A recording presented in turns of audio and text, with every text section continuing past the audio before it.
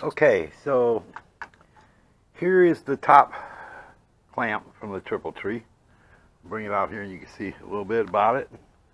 That's after I actually filed it all smooth. It needs a little work still, but very little. And just, polished it out with, a basic connect to your drill type polishing thing with the right compounds and stuff. But this is just to test it to make sure that, I got all the little nicks out and stuff, so it looks real nice. So like I said, there's a couple little things that need to be done to it. Anyhow, but I wanted to explain more in detail how I actually did this. All right, so yeah, I used one of these to get the general shape. It's an angle grinder, cheap one from Harbor Freight. And these discs I ordered online because there's 3 different sizes. I got them off of Amazon. And hey, got a helicopter going over. Anyhow, so there's like a heavy cut, a medium cut, and a fine cut. This is the fine cut. And this is the last thing I do. And then after I do that, I take milling files. They're made by Nicholson. They're really good files. They're cross cut, so they're really nice. They don't load up with the aluminum stuff, and because they're flat, you can lay it on there and find low spots. And then you file it down. Now, what I did was I drew lines like every so many inches, horizontal lines, and that way I could measure with my caliper and make sure they were the right height at all these different levels. Because if you look at it, this is the way it would sit on the bike, like this. If you look at it, you see the curvature there and the curvature there. I cut that into it. It wasn't there originally. It was just flat. And I cut these little lines in it to give it a little design and all that. Now, as you can see, it's not done yet. I still got to get rid of all this, which I'll soda blast and get rid of all that and polish the whole thing up. And on the sides here, there used to be like casting marks that ran down the middle of them sides. I took them off because it makes it look more like billet steel, but it's not. It's cast.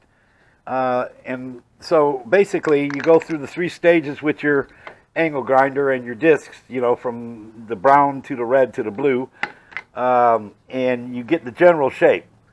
And then you take your measurements and then you get an idea, you draw your lines of what is out of order. Like, all right, watch where my finger is. Like from here to here, I measure these 2. They're exactly the same thickness. And from here to here, they're exactly the same thickness. From here to here, they're exactly the same thickness. So you get the idea. I draw a line so it's at the same spot. I use a reference point to measure it from here or whatever I'm doing.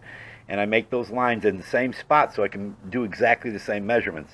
So anyhow, there's a little work involved in this, but when you're done, it looks pretty good. I mean, the whole thing, I'm considering the fact that I will probably, because I'm considering that, you can see right there if you look real close, you can see where it needs to be hand sanded. And I did hand sand it with, you take a wet or dry type sandpaper, and you might start at like 320, 400, 600, 800, 1,000, 1,200, 2,000. And the better, the finer, you go on that, the better it's going to polish up. So this one was, like I said, a test to see if there's any low spots that are really bad. It's pretty good. I'm going to leave it this way. So now you know the whole process.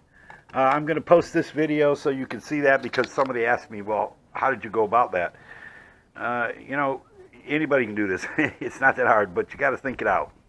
So that's what the deal is. So now I cut off those risers, the risers that are cast in it, and I showed that. And then basically, once you cut it off, it's still going to be kind of like funky. So you get a cut-off wheel and you grind it down, or grinding wheel, and you get it as close as you can. And then you go to these flapper discs, like I said, the brown, the red, then the blue, because the brown's the heaviest, the red's the middle, and you start shaping it, and you have your lines so you can measure it with your caliper, and you can get it pretty close, and it looks pretty good. So that's it. Like I always say, enjoy and have a laugh. It's all for the fun of it, and it's a wonderful thing to do. Thanks for tuning in.